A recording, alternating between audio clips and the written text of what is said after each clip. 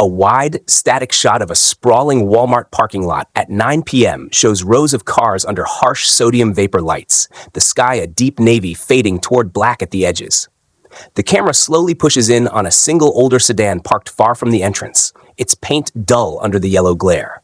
Shopping carts rattle in the distance, and a faint murmur of highway noise underpins the scene, while the store's blue and yellow sign hums in neon behind him.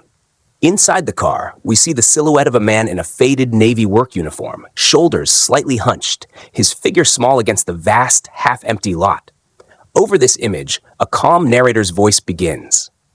In one of the richest countries on Earth, some workers clock out and go home to the parking lot.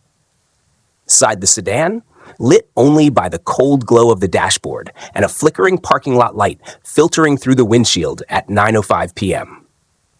The man, late 30s, unshaven with tired eyes and a plastic name tag reading Andrew, reaches toward the door, thumb pressing the power lock button with a faint electronic clunk that echoes in the cramped cabin.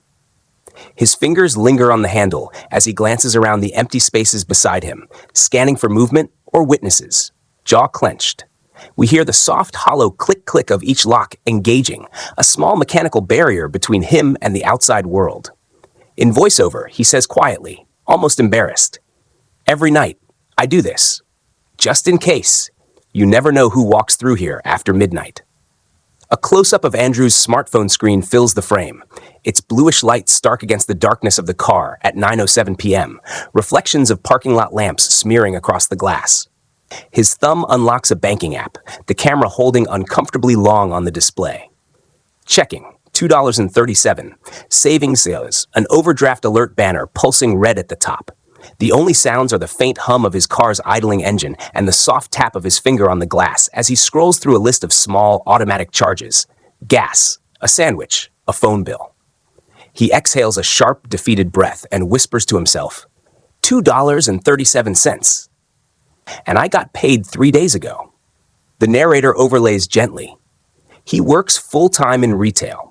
After taxes, insurance, and debt payments, there isn't enough left for rent.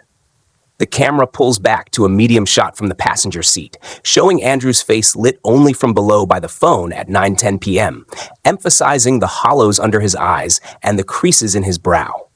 He leans his head back against the driver's seat, letting the phone fall into his lap, the screen dimming automatically as the last of its light fades from his face. Outside, a shopping cart attendant in a reflective vest pushes a line of carts past the car, the squeak of the wheels momentarily rising above the distant beeping of a backing truck. Andrew watches the worker through the fogged glass, his lips pressed into a thin line, then mutters, "There's folks in there buying big-screen TVs, and I'm praying this car starts tomorrow."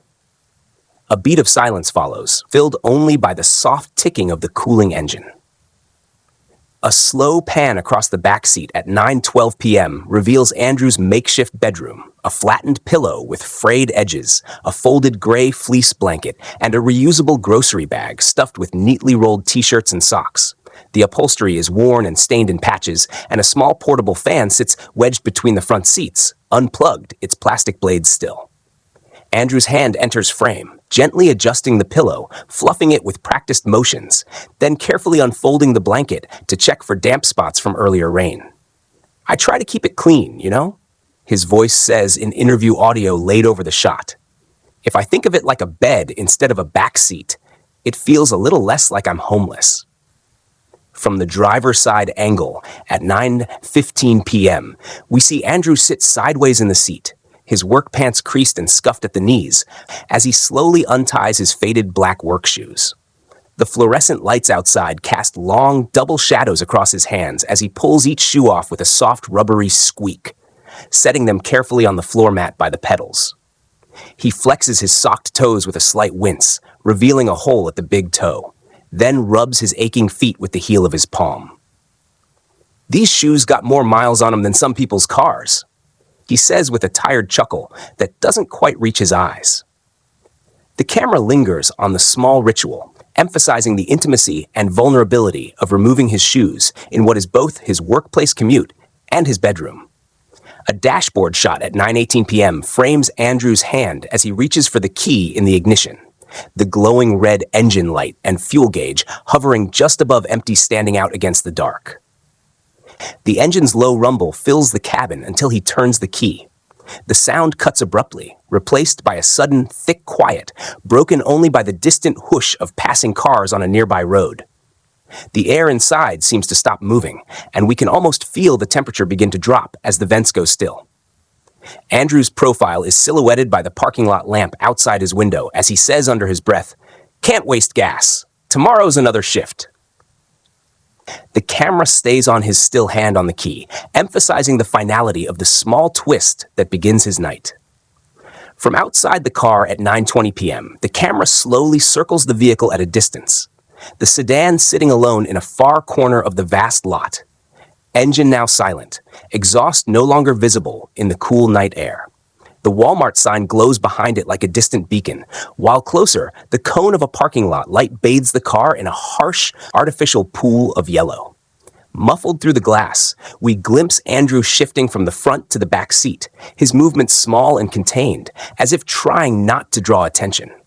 The ambient sound design emphasizes the emptiness. A single crow caws from a nearby light post, a shopping cart clanks into a corral, and then quiet stretches out again.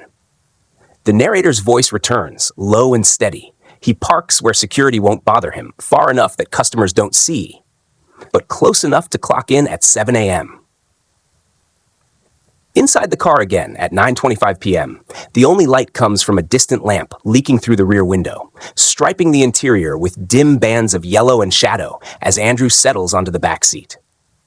He tucks the pillow under his head against the door, pulls the blanket up to his shoulders, and curls his knees slightly to fit in the tight space, the fabric rustling in the still air. His phone screen briefly lights up his face as he sets an early alarm, 5:30 a.m., before he deliberately turns the display off, plunging himself back into darkness. "People think if you're working, you're okay," he murmurs to the camera in a pre-recorded sit-down interview that plays over the scene.